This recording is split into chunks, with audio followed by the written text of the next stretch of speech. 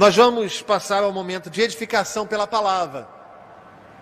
Nós queremos abrir a nossa Bíblia no Evangelho de Jesus, segundo nos relata Mateus, não é isso? O texto que nós estamos meditando nestes dias, não é este? Não, não é não.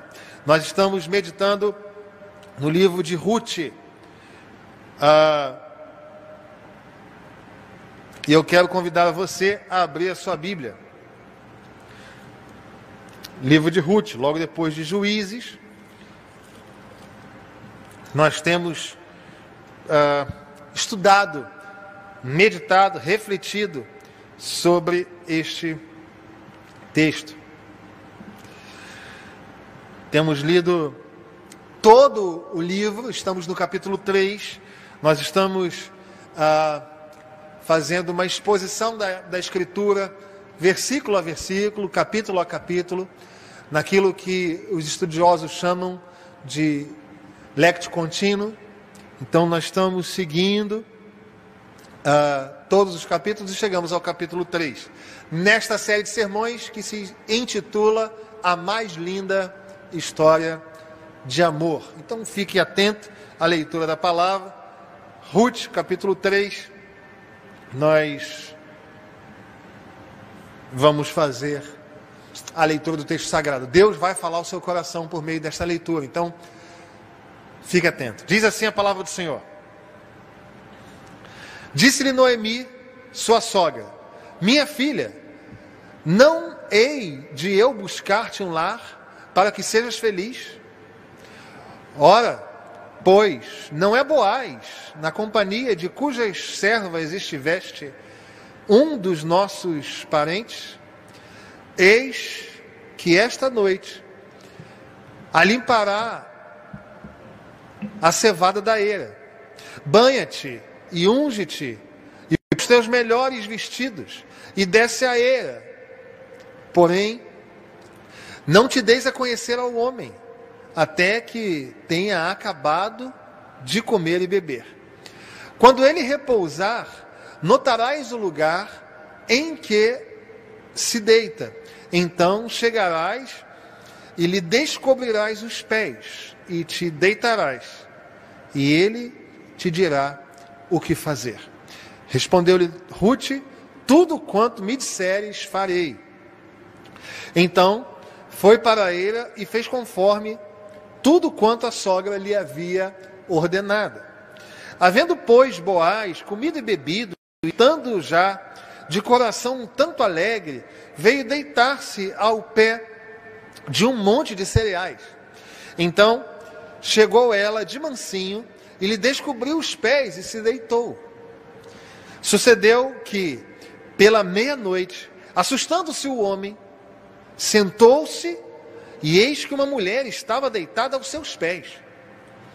Disse ele: quem és tu? Ela respondeu: sou Ruth, tua serva. Estende a tua capa sobre a tua serva, porque tu és resgatador. Disse ele: bendita sejas tu do Senhor, minha filha.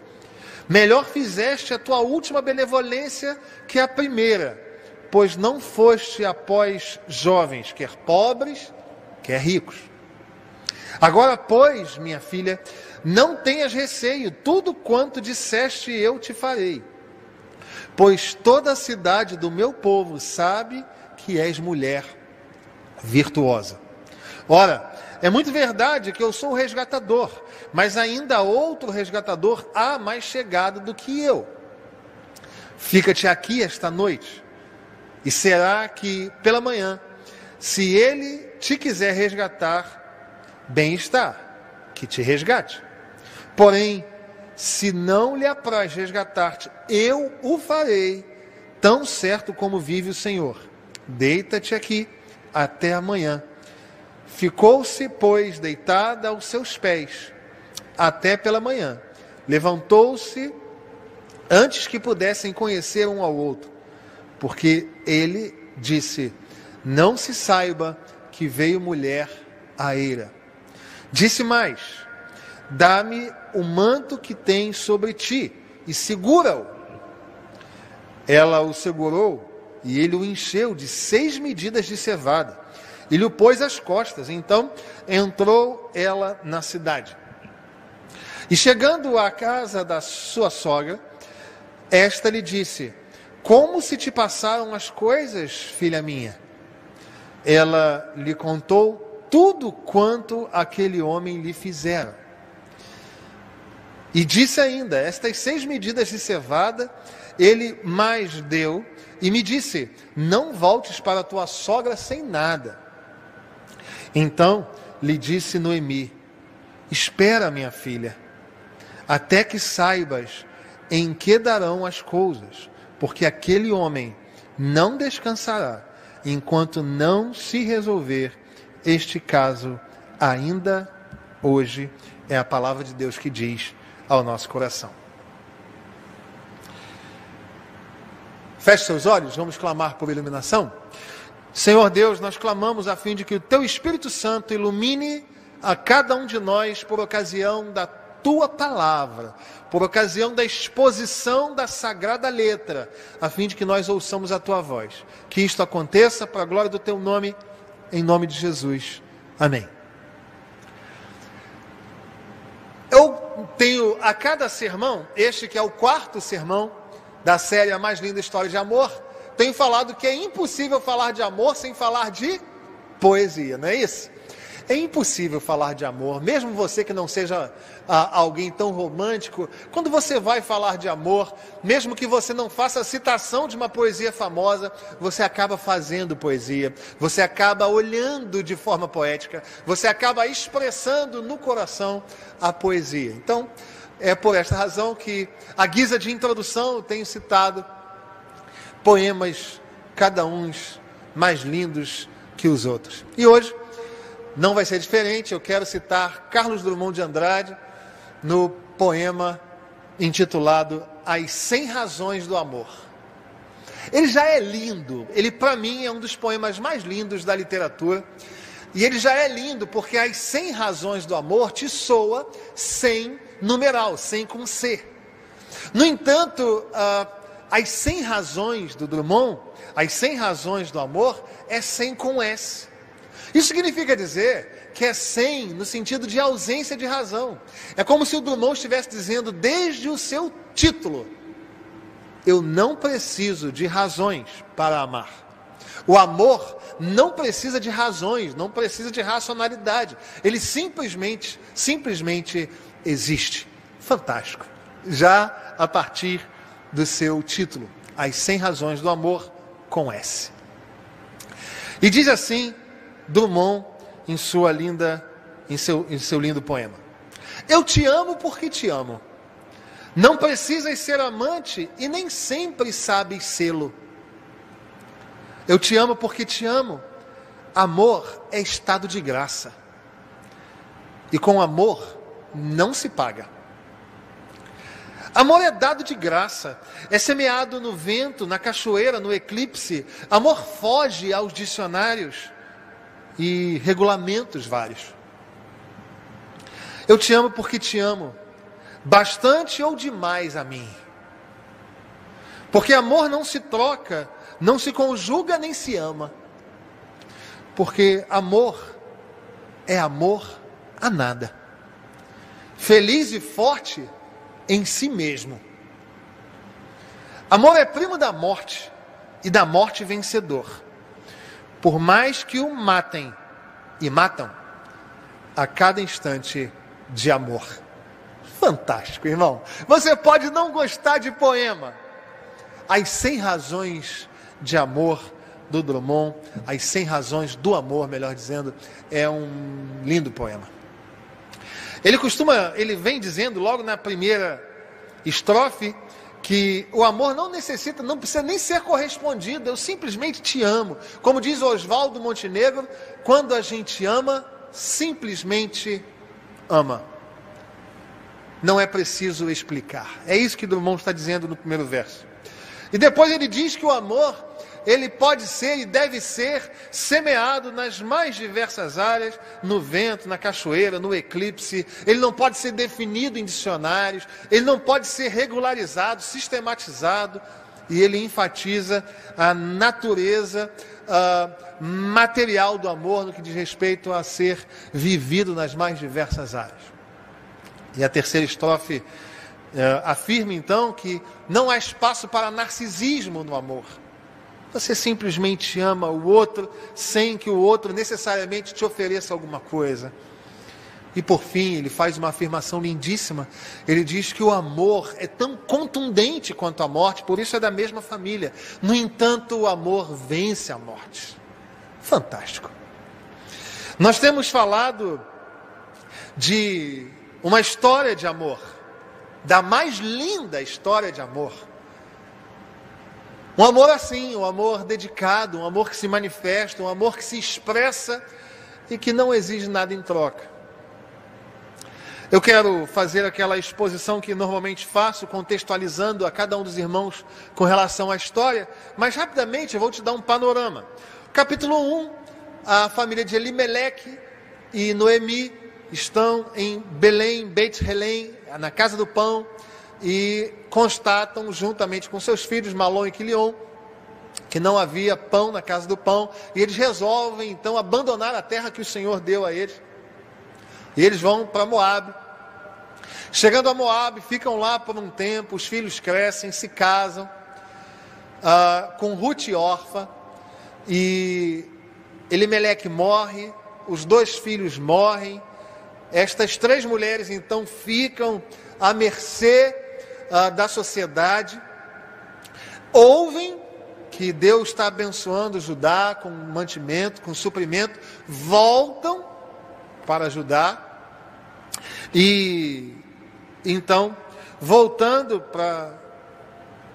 para Judá, Noemi e Ruth, apenas porque a Orfa de fato atendeu às orientações de Noemi, voltando para a terra de Moabe, Ruth vai a um campo e ela instintivamente segue catando, e até que no momento ela está no campo de Boaz, que a abençoa e dá a ela cereais e grãos, ela leva para casa, e Noemi, muito feliz, fala: olha, Boaz é nosso parente. E chegamos então ao capítulo 3. No verso 1, Noemi inicia uma nova fase da história. No verso 1, Noemi se coloca no lugar de mãe de Ruth, de forma linda. Ela fala: olha, eu tenho que buscar um lar para você, esta é uma tarefa dos pais. E buscar um lar, a palavra hebraica aí, manovak, a palavra hebraica é lugar de descanso e segurança. Buscar um lar é buscar um lugar de descanso e de segurança. Ela se coloca então no lugar de mãe, e lá no final, para que sejas feliz, no final do verso 1, vá lendo aí comigo, verso 1. Essa para que sejas feliz é uma expressão idiomática que significa para que você tenha sustento, para que você seja mãe de filhos, para que você tenha vida pacificada, para que você seja alentada. Então é uma expressão que quer dizer tudo aquilo que é bom. Noemi faz isto então. Aconselha, ela começa a dar conselhos a partir dos versos que se seguem. O verso 2 é o relato sobre Boaz sendo um parente delas, né? E onde ele estaria naquela noite? Era o final já do período da colheita, e era comum que nas últimas noites da colheita se fizessem momentos de comunhão, de confraternização, de alegria, em que se limpam os grãos, e Noemi fala exatamente disto. E aí, no verso 3, começa uma estratégia fantástica, e você que é filho, preste atenção aqui. Se a mamãe falar, vá, meu amigo, vai.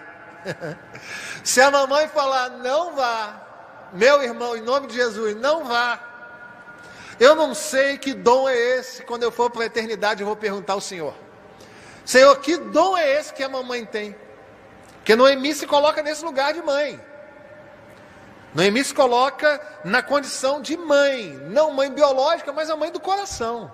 E começa a aconselhá-la aconselhar a Ruth com relação ao seu futuro, a esse lugar de paz e de segurança, o seu lar. E Noemi fala assim: filha, você vai se preparar, vai botar o seu melhor vestido, vai dar aquele trato no cabelo, vai lançar um perfume aí, vai passar na loja da Gucci, vai passar lá na Chanel, vai passar lá na Louis Vuitton, vai tomar um banho de loja, vai ficar gata e vai ao encontro de Boaz. Só que chegando lá, você não pode ser vista por ninguém. Por quê? Porque Boaz vai acabar dormindo por lá. E você vai ver, já o verso 4 ela já diz isso, né? Você vai ver onde ele está e vai chegar lá, quietinha, sem que ninguém te veja. E vai levantar, vai descobrir os pés dele. Vai causar um frio nele. Ele estava dormindo no relento, irmão. Lá na montanha de grãos. Então ela descobre os pés de Boaz para que ele sentisse um friozinho da brisa. Você vai fazer isto, minha filha. E vai ficar ali aguardando aquilo que Boaz vai te dizer. Quais são as orientações que ele vai te dar. E aí no verso 5, Ruth fala o seguinte: fique tranquila, minha sogra, você está ocupando o lugar de minha mãe e eu vou te obedecer. Eu vou fazer tudo aquilo que você está mandando eu fazer. E aí o verso 6 é uma transição, né? Dizendo que Ruth de fato anuiu, concordou e acatou as orientações da sua mamãe, sogra mamãe, Noemi. Chegamos então ao verso 7. E assim como a mamãe planejou, meu irmão, preste atenção, se a mãe falar assim: olha, cuidado, não sai hoje não, porque vai chover, pode ficar tranquilo, irmão. Se a meteorologia não prevê chuva, vai chover assim mesmo, porque a mamãe é assim, né? Se a mamãe falar assim: ó, leva o casaco, quem já viveu essa experiência? Eu 700 vezes, irmão. Leva o casaco que vai esfriar. Você fala: mãe, eu estou indo para a praia. No meio do dia, no meio do caminho, vira o tempo, começa a chover, neva, irmão. E da mesma forma como a minha mãe, a sua mãe, viram no futuro, Noemi viu também. O verso 7 diz que exatamente como Noemi falou, era o que estava acontecendo. Boaz dormiu lá no campo, na área onde se jogavam os grãos para cima, a fim de que o vento levasse a palha e caíssem os grãos limpos. Ele se deitou ali e Ruth então vai ao encontro dele. Ela se deita ali, chega de mansinho, levanta a coberta dos pés dele e deita do lado dele e fica ali. O verso 8 chega e diz que à meia-noite ele acorda assustado. Você já acordou assustado, irmão? Seja por pesadelo ou por um barulho dentro de casa, meu irmão, você acorda se querendo, esfregando os olhos, querendo se localizar, não sabe nem onde está. Diz o texto sagrado que Boaz acorda nessas condições, assustado. E a palavra hebraica aqui significa trêmulo, apavorado. Foi assim mesmo. O verso 8 diz isso. E aí quando ele levanta, imagina isso, você que já esteve em Bananal, em acampamentos da mocidade, imagina isso, ou da UPA, ou da igreja. Você ouve um barulho no seu quarto, você está dormindo sozinho. Aí você ouve um barulho, quando você abre os olhos, tem uma mulher deitada, cabelo solto. Amigo, eu conheço um jovem da igreja que vai correndo bater lá no meu quarto. Pastor, pelo amor de Deus, tem alguma coisa lá no meu quarto. Foi isso que aconteceu. Tanto é verdade que Boaz não se refere a Ruth, como ele normalmente se refere em toda a história, chamando Ruth de filha. Ele fala: quem és tu? No verso 9. No verso 9 ele pergunta: quem é você? E ela diz: eu sou Ruth, a tua serva. Estende a tua capa sobre mim. Meu irmão, a gente tem visto hoje em dia dizendo que mulher tem que ser forte, e tem mesmo, né? Eu tenho uma lá sendo criada lá em casa com 6 anos, Manuela. As mulheres têm que ser fortes, têm que superar obstáculos e têm que estar na presença do Todo-Poderoso para serem empoderadas por Ele, iluminadas no poder do Espírito Santo. E essa é uma mulher empoderada, irmão. Ruth é uma mulher empoderada.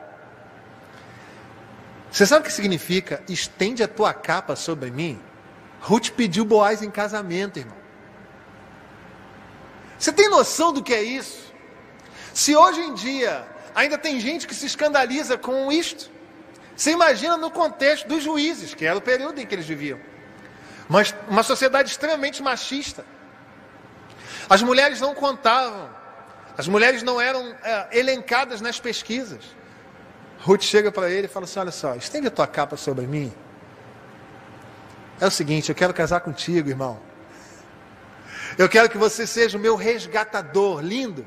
Eu quero que você seja o meu Gaal, o meu resgatador. E o verso 10 diz, relata a fala de Boaz, lindamente.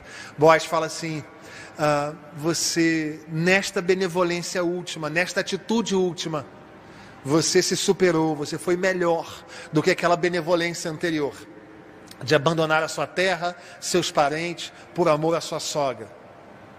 Esta última benevolência foi ainda melhor, foi ainda mais excelente, é isso que está dizendo no verso 10. E aí, no verso 11, eu imagino o coração agitado ainda de Ruth, e Boaz, no verso 11, fala: minha filha, com toda ternura, com todo carinho, ele fala: não tenha medo, calma, não tenha medo. Ele pacifica o coração de Ruth. E no verso 12, ele fala: olha, segundo a lei do levirato, se uma mulher ficar viúva a ponto de não poder ter descendente, de não gerar descendentes, o cunhado tem que assumi-la, a fim de que a posteridade seja mantida. E caso o falecido não tenha um irmão, ou seja, caso a viúva não tenha um cunhado, esta relação familiar vai se estendendo. Por isso que Boaz fala no verso 12, pode ser que você tenha um parente mais próximo do que eu, e aí a lei do levirato dá a ele essa prerrogativa, e se ele não puder te abraçar, se ele não puder estabelecer com você este pacto, se ele não puder estabelecer com você esta aliança, se ele não tiver condições financeiras, aí o próximo da lista tem a oportunidade. Então vamos aguardar até que isto aconteça. É isso que ele diz no verso 12. E no verso 13 ele dá as instruções para Ruth. Ele fala: fica aqui, durma aqui até o início da manhã e não vá embora. É uma proteção física, né? Imaginem uma mulher caminhando sozinha, alta madrugada, ruas escuras, numa sociedade machista. Então Boaz se preocupa com ela e fala: fique aqui, porque se não houver pela manhã um outro parente que queira resgatar você, eu sou o seu resgatador. E isso é tão certo quanto vive o Senhor. Ele chama Deus para esse pacto. É como se ele dissesse: que Deus me castigue se eu não abraçar você neste compromisso. E aí no verso 14, Ruth dorme aos seus pés. E ela se levanta ainda cedo, ainda escuro. E no verso 15 ele fala: pega o seu chale aí, segura com vontade, segura com força, porque eu vou colocar uma quantidade aqui. Os estudiosos dizem que essa quantidade é de 26 a 43 quilos de grãos, e leva para sua sogra. E aí a história dá um corte no verso 16, lá para a casa da sogra. Eu imagino como é que foi essa noite de Noemi. Você que é mamãe, quantas vezes seu filho vai para a festa, vai para um acampamento, você fica na sala esperando ele chegar de noite? Eu imagino o sono entrecortado, eu imagino aquela olhada para a porta toda hora, eu imagino um barulho no quintal e aquela olhada pela janela. Eu imagino quantas orações Noemi fez nessa noite: Senhor, abençoa minha filha, Jesus, cuida de Ruth, Senhor, cuida dela. Mamãe já deve ter feito isso com você. Quantas vezes eu, chegando à minha casa, encontrei minha mãe na sala, me esperando. E Ruth chega lá no verso 16, chega a ela e ela pergunta: como foram as coisas para você, minha filha? Em outras palavras, Noemi fala: e aí, minha filha, vai casar ou não vai? E eu imagino Ruth dizendo sim. E eu imagino a alegria. Você consegue imaginar o rosto de Noemi sorrindo, pensando: consegui um lar para minha filha, um lugar de segurança, um lugar de paz, um lugar de sossego. E aí o verso 17, Ruth apresenta os grãos, e esse verso 17 tem uma significação muito bonita, que é um estrangeiro, aquilo que no Novo Testamento é chamado de gentio, alimentando aquele que era o povo do pacto. Noemi era do povo, Ruth era enxertada, mas o verso 16 coloca todos no mesmo lugar e coloca que a saciedade pode vir por meio dos gentios também. Nós estamos inseridos nessa. E o verso 18 traz uma linda declaração de Noemi: fica calma, minha filha, seja paciente, porque este homem não vai descansar até que tudo seja resolvido. Boaz vai trabalhar para resolver toda essa situação. Bom, e uma vez entendendo todo esse contexto, eu quero meditar na palavra do Senhor em rápidas palavras com você nessa manhã. A mais linda história de amor não é a história de amor de Boaz e de Ruth. A mais linda história de amor é tipificada nessa história. Quem é Ruth? Ruth é a humanidade. Ruth sou eu e você.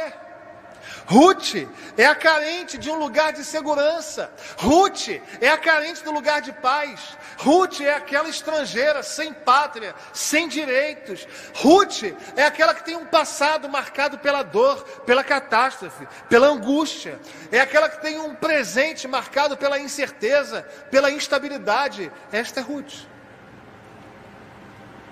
Ruth é aquela que não tem direitos. Ruth é carente. Ruth é aquela que é afastada. Ruth é aquela que descreve a mim e a você. Nós somos como Ruth. Mas quem é o nosso Senhor? Boaz é um tipo de Cristo. Ainda um tipo limitado daquele que viria a ser a excelência do nosso Senhor. E eu quero pensar um pouco com você nessa manhã a respeito de quem é o meu Senhor. Quem é o meu Senhor? Neste texto nós vemos Boaz tipificando o Cristo. E neste período de instabilidade que temos vivido, eu quero que você seja relembrado nessa manhã. Quem é o seu Senhor? Em primeiro lugar, o Senhor é o nosso Pai. O verso 10 diz assim: disse ele: bendita sejas tu do Senhor, minha filha. Melhor fizeste a tua última benevolência do que a primeira. Eu quero dizer para você, Ruth, que está assistindo a esta outra Ruth falando. Quem é o nosso Senhor? O nosso Senhor é o nosso Pai. E por que Ele é o nosso Pai? No verso 10 nós vemos que Ele é o nosso Pai, porque Ele é aquele que nos abençoa. Ele fala literalmente: bendita sejas tu, minha filha. O Senhor é o Deus que abençoa, querido. Você e eu somos alcançados pela bênção do Senhor, e nós não estamos falando de prosperidade. Nós somos uma igreja séria. Nós não estamos falando de carro novo e casa nova. Eu estou falando da companhia eterna do Senhor comigo e com você. Eu não estou falando de uma bênção que te coloca inerte, sem fazer nada, como se tudo te caísse do céu. Mas eu estou te falando de um Deus que tem prazer em criar e que tem prazer em abençoar. Você pode olhar para Gênesis, e lá o Senhor abençoa a todo momento. Nós vemos em Gênesis 1:22, Deus abençoando os seres vivos. Vemos em 1:28, abençoando homem e mulher. Em Gênesis 2:3, abençoando o 7º dia da semana, a consagração daquele dia. No capítulo 9, abençoando a família de Noé. E o texto segue, e o Senhor se mostrando um Deus que tem prazer em abençoar, tem prazer em colocar a sua mão. Isso significa então dizer que se nós temos um Deus que abençoa, nós temos homens e mulheres que carecem. Este é o prenúncio, este é o princípio da bênção. Você é alguém que precisa de Deus. Você não consegue dar conta da sua vida. Você não consegue dar conta da sua existência. Você não consegue caminhar sozinho. Você precisa de Deus, amado. Efésios capítulo 1, verso 3. Uma palavra poderosíssima diz assim para nós: bendito o Deus e Pai de nosso Senhor Jesus Cristo, que nos tem abençoado com toda sorte de bênção espiritual. Você só está suportando essa instabilidade que nós estamos vivendo. Você só está suportando essa quantidade de notícias ruins. Você só está suportando as calamidades batendo à sua porta, porque sobre a sua vida e sobre a sua casa, o seu Pai tem estendido as suas mãos e tem abençoado você. Mas não apenas isto. Uma outra característica de pai que nós vemos neste verso 10 é que Boaz fala para ela: as suas últimas atitudes são ainda mais abençoadas, são ainda mais importantes, são ainda mais relevantes do que as primeiras. E que característica é esta? O nosso Pai conhece tudo a nosso respeito. Deixa eu falar uma coisa para você, amado. Boaz demonstrou que conhecia bem a vida de Ruth. Seja as benevolências antigas, tudo aquilo que ela abandonou, a sua história pregressa, a sua vida como moabita, tudo isso que você abandonou, eu conheço. E sei o que você está fazendo agora, e o que você está fazendo agora é ainda mais excelente. A segunda característica do nosso Pai é que Ele conhece você. É que Ele sabe por onde vai o seu pensamento agora, o seu coração agora. Ele sabe o quanto você pode estar angustiado neste momento. O Salmo 139, verso 1, a palavra de Deus diz: Senhor, Tu me sondas e me conheces. O Senhor conhece você. Portanto, chega de performance, irmãos. Se Deus conhece você, Mateus capítulo 10, verso 30 diz que os nossos fios de cabelo estão contados. Ele sabe na minúcia quem sou eu e quem é você. Para de performance. Para de performar. Para de parecer santo sem ser santo. Para de ter um discurso de crente com o coração longe de Deus. Porque o seu Pai conhece você. Se você estiver triste na quarentena, fale com Deus assim mesmo. Em espírito e em verdade, Ele sabe quem é você. Não adianta você se colocar de joelhos e dizer: Senhor, eu te louvo porque a minha fé é inabalável, com o coração desse tamanhozinho. Ele sabe quem é você, querido. Nossos pensamentos são conhecidos de Deus. Cuidado com o que você pensa agora aí. Nós precisamos relembrar nesta manhã, nesse período tão difícil da nossa vida, quem é o nosso Senhor? Quem é o nosso Boaz? O nosso Senhor é o nosso Pai. E Ele é Pai porque Ele abençoa, e Ele é Pai porque Ele conhece. Em segundo lugar, Ele, além de ser o nosso Pai, Ele é o nosso protetor. Verso 11 diz assim: Agora, pois, minha filha, não tenhas receio.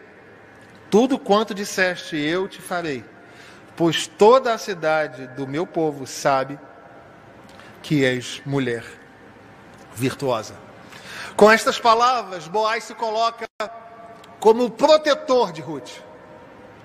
Ele fala: não tenhas receio, e tudo quanto você me pediu eu vou fazer. Imagine nesse momento, quando Ruth está lá, naquele breu com Boaz, o momento antes de Boaz acordar, É quase perceptível aos ouvidos o barulho do coração de Ruth, acelerado, forte. Como é que vai ser? O que ele vai falar? O que ele vai pensar de mim? Como vai ser o julgamento dele a meu respeito? E se alguém me vir nessa situação? E Boaz se coloca como o protetor de Ruth. O nosso Deus, Ele é o nosso protetor. E sabe o que um protetor faz? Nós aprendemos nesse versículo 11. Em primeiro lugar, Ele acalma e traz paz. Ele fala literalmente a ela: não tenha receio, não tenha medo, não esmoreça o seu coração, não trema nas bases, calma. A paz do Senhor, expressa pelas Escrituras, é uma paz diferente, queridos. O próprio Senhor Jesus Cristo diz: eu não vou lá dou como o mundo dá, porque a paz do mundo passa. A paz do mundo é uma tranquilidadezinha entre um problema e outro. A paz que eu ofereço a você excede o entendimento, é o que a palavra do Senhor nos diz por meio de Paulo. É paz em meio à angústia, é paz em meio à calamidade, é paz em meio à catástrofe. É a certeza perene de que o Deus da paz está conosco nesse período. Nós não cremos num Deus que é colocado contra a parede com uma faca no seu pescoço dizendo: me tira desse deserto, hein? Esse Deus não é o meu Deus, esse Deus não é o nosso Senhor, esse Deus não é apresentado nas Escrituras. O Deus apresentado nas Escrituras é aquele que está conosco no dia mau. É aquele que está conosco no vale da sombra da morte. É aquele que está conosco nos desertos. E isto gera paz em nós. É aquele que cumpre as suas promessas. Ele é o próprio Senhor da paz. Conforme Paulo, na segunda epístola aos Tessalonicenses, capítulo 3, verso 16. O próprio Senhor da paz lhes dê paz. O nosso Senhor é o nosso protetor, porque Ele te acalma e se mostra a você. E a minha oração em nome de Jesus, a você que está aqui comigo, é que o Senhor se manifeste a você nesse dia, de forma que você ouça a sua palavra, de forma que você, ao cantar, seja tocado no coração, quando você menos esperar esteja chorando, e o Espírito Santo de Deus esteja falando ao seu coração: calma, eu sou o seu Deus. Ele é o nosso protetor, porque nos traz paz. Deus não está estressado com nada, irmão. O céu não está abalado. O céu não está tenso. O Deus da paz vai marcar o nosso dia em nome de Jesus. Ele é o nosso protetor. Jeremias capítulo 29, verso 11. Palavras do Senhor. Eu é que sei os pensamentos que tenho a vosso respeito, diz o Senhor. Pensamentos de paz e não de mal, em nome de Jesus. Ele é o nosso protetor porque Ele nos dá paz, mas Ele é o nosso protetor porque Ele estabelece comigo e com você uma aliança. Tudo quanto disseste eu te farei, é o que nos diz o verso de número 11. Em outras palavras, o Senhor diz: eu vou me casar com você, eu vou estabelecer com você um pacto, eu vou estabelecer com você uma aliança. Não interessa se você é estrangeira, não interessa se você não tem direito a nada, eu tenho benevolentemente uma aliança com você a partir de hoje. Louvado seja o nome do Senhor Jesus. Ele é o nosso protetor, querido. Ele tem conosco uma aliança, nós somos dele. Nada pode nos arrebatar da mão do Senhor. O Senhor Jesus Cristo diz: aquele que o Pai me dá, este vem a mim, e o que vem a mim, de maneira nenhuma lançarei fora. Isso não tem a ver com a sua fidelidade, tem a ver com a fidelidade do Pai. Você é dele, irmão. Você é povo do pacto. O Salmo 46 vai dizer: Deus é o nosso refúgio e fortaleza, a minha segurança está nele, eu estou fechado com ele. O Salmo 121 vai dizer: eleva os olhos para os montes, de onde me virá o socorro? O meu socorro vem do Senhor que fez o céu e a terra. Ele não permitirá que os teus pés vacilem, não dormitará aquele que te guarda. É certo que não dormita e nem dorme o guarda de Israel. O Senhor é quem te guarda. O Senhor é a tua sombra à tua direita. De dia não te molestará o sol, e nem de noite a lua. O Senhor te guardará de todo mal. O Senhor guardará a tua alma. Você é dele, irmão, em Jesus Cristo. Aleluia. Nós podemos saber que o Senhor estendeu a ponta da sua capa sobre nós. Ele estabeleceu conosco uma aliança. Aleluia. Estou com Ele, irmão. Ele é o meu protetor. E Ele é aquele que me traz paz. E é aquele que estabeleceu comigo uma aliança. Aleluia. Olha o que a palavra de Deus diz para materializar isso que o pastor está dizendo. Ezequiel, livro do profeta Ezequiel, capítulo 16, verso 8. A palavra de Deus diz assim, preste atenção, ouça isso. Passando eu por junto de ti, vi-te, e eis que o teu tempo era tempo de amores. Estendi sobre ti as asas do meu manto e cobri a tua nudez. É a profecia do Senhor sobre o seu povo. Ele está casado conosco. Nós somos dele. Ele é o nosso Pai, porque Ele abençoa e conhece. Ele é o nosso protetor, porque Ele traz paz e estabelece conosco uma aliança. E por fim, Ele é o nosso Gaal. Ele é o nosso resgatador. O verso 12 diz assim: ora, é muito verdade que eu sou resgatador. A palavra Gaal no hebraico significa redentor, resgatador, aquele que tem para si, aquele que traz para si. Quem é você, querido? O que você tem a oferecer a Deus? Eu não tenho nada a oferecer a Deus, mas Ele resolveu me amar, resolveu me resgatar, Ele resolveu me trazer para junto dEle. E o que nós fazemos com o nosso resgatador? O verso 14 diz: ficou-se deitada aos seus pés. O nosso resgatador é aquele diante do qual nós nos prostramos. Nós precisamos nos humilhar na presença de Deus, queridos. Nós precisamos rasgar o nosso coração pelos nossos pecados, abandonar pecados, chorar pelo pecado do povo, chorar pelas angústias do povo, chorar pelo Covid-19. Nós devemos chorar por uma sociedade que está abandonando o Senhor, virada de costas para o Senhor, e tem sofrido nesse tempo, e nós, Igreja de Deus, temos que chorar por isso, irmãos. Nós temos que chorar por isso. Temos que nos humilhar e clamar: Senhor, tem misericórdia de nós. Tem misericórdia do povo que habita nesse planeta. Tem misericórdia, porque são promíscuos, porque estão afastados do Senhor, porque resolveram declarar que o Senhor não existe, porque resolveram virar as costas e abandonar aquilo que o Senhor propôs como ideal de vida. Segundo o livro das Crônicas, capítulo 7, verso 14, diz que se o meu povo que se chama pelo meu nome se humilhar, e orar e se converter, o Senhor vai ouvir dos céus. Tem que se humilhar, irmão. Autoexaltação, egocentrismo não combina com a fé que você abraçou, entende? O Senhor Jesus não é assim. Ele nos chama a estar humilhados na sua presença. A glória dele, a honra é dele, a experiência dele. Ele é o melhor, ele é a excelência. Não consigo entender crentes que se arvoram dizendo: eu sou alguma coisa. Você é nada, irmão. Você é apenas alguém resgatado, e por isso deve se humilhar na presença do Senhor. E o verso 15 diz que Ele é aquele que sacia a nossa alma. Dá-me o teu manto e segura-o.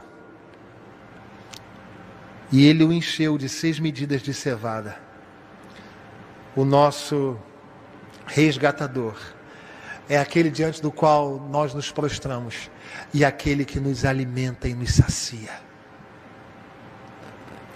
O que acontece, queridos, é que o coração humano só pode ser saciado em Deus. Você que está aqui nessa manhã conosco, não é convertido ao Senhor, não abraçou essa fé. Eu não estou falando de igreja, não. Eu estou falando de Jesus Cristo. Você olha para a sua vida e não consegue ver significado nenhum. Parece que tem uma lacuna ainda aí dentro. Você não se sente realizado, não casa. A expectativa e a realidade estão desconectadas. Parece que está sempre faltando alguma coisa.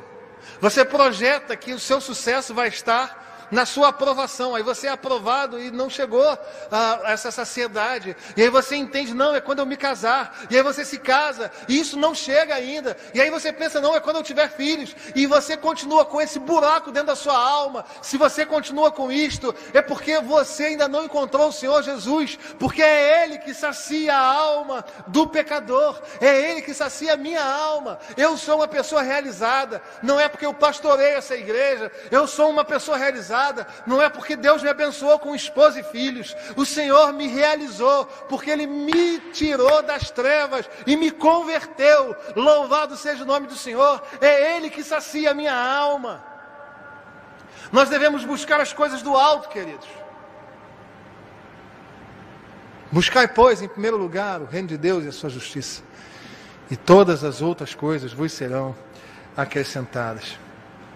O nosso resgatador é aquele que sacia a nossa alma, é aquele diante do qual nós nos prostramos. Eu quero encerrar esta reflexão trazendo ao seu coração o verso 18. Eu já tinha lido esse livro algumas vezes e não tinha me apercebido do verso 18, irmãos. Olha o que diz o verso 18. Então lhe disse Noemi: espera, minha filha, até que saibas em que darão as coisas, porque aquele homem não descansará enquanto não se resolver este caso ainda hoje. Descansa, Ruth. Descansa. Porque o Senhor há de resolver todas as coisas. Ele não vai descansar enquanto não resolver todas as coisas. A vida está meio assim. A vida está meio bagunçada. Quem é o Senhor? Ele é o seu Pai. Ele é o Senhor que abençoa e conhece. Ele é o seu protetor. Ele é aquele que traz paz e que conhece você. Ele é o seu resgatador. É aquele diante do qual nós devemos nos prostrar. E é aquele que sacia a nossa alma. Ele vai resolver. O seu Senhor é seu Pai, é o seu protetor e é o seu resgatador. E sabe por que Ele faz isso? Não é porque você é bom, não. É porque, como Drummond diz, eu te amo porque te amo. Amor é estado de graça. Ele te ama porque te ama. Não é porque você seja bom ou porque você mereça. É porque Ele tem tido misericórdia dos seus filhos. Que Deus te abençoe neste domingo, Dia das Mães. E que você se sinta diante do Senhor, que é o seu Pai, que é o seu protetor e que é o seu resgatador, para a glória do seu nome, em nome de Jesus. Amém. Feche seus olhos, vamos orar. Eu quero colocar a sua vida diante de Deus agora. Se você está precisando de alento, se você, Ruth, está angustiada, se você, Ruth, tem pesos do passado, ou tem instabilidades no presente, eu quero pedir que você fique em pé agora. Pastor, mas isso só eu na minha família ficar de pé? Não tem problema não. É o seu Senhor que está tratando contigo. Fica de pé aí, na sua casa. Estou com o coração aflito, pastor. Então o seu Pai vai falar com você. Estou me sentindo inseguro diante deste quadro calamitoso. O seu protetor vai falar ao seu coração. Estou me sentindo fraco e sem fé. Tenho dúvidas da minha salvação. Não conheci o Senhor. O seu resgatador vai falar com você. Feche seus olhos. Depois dessa oração, nós vamos ser despedidos com a bênção do Senhor. Fique de pé, feche seus olhos. Eu quero orar pela sua vida, a fim de que o seu Senhor, o nosso Senhor, opere na sua casa no dia de hoje. Senhor, em nome de Jesus, nós clamamos nessa hora, a fim de que o Senhor cuide de cada um dos teus filhos que se encontram de pé nesse momento, que estão sentindo o baque da vida, que estão precisando de segurança como Ruth, que estão precisando de um lar que ofereça segurança, estabilidade, tranquilidade, que estão com o coração aflito nessa hora, que têm um passado de dores e de perdas, de separações e de angústias, que estão preocupados com a atual situação, que estão dentro de uma instabilidade tal, que não têm coragem para viver. Pai, em nome de Jesus, nós clamamos que o nosso Senhor, que é o nosso Pai, que é o nosso protetor e que é o nosso resgatador, se manifeste com poder nessa hora, trazendo paz, trazendo a tua bênção, trazendo palavras de ânimo, de tranquilidade, trazendo a certeza da tua segurança, trazendo a certeza de que são alcançados pela graça e feitos filhos do pacto, trazendo ao coração de cada um a certeza da saciedade espiritual. Pai, em nome de Jesus, abençoa os teus filhos, cuida de cada um de nós. Nós mais uma vez colocamos as mamães nesta hora. Pai, o Senhor, o nosso Boaz, Senhor, que o Senhor cuide de cada uma das mamães, abençoa cada uma delas, e que o Senhor nos dê a oportunidade de estarmos juntos muitas outras vezes, para a glória do teu nome, Senhor. Nós nos alegramos na tua presença e te pedimos a tua bênção, a tua paz neste dia, em nome de Jesus.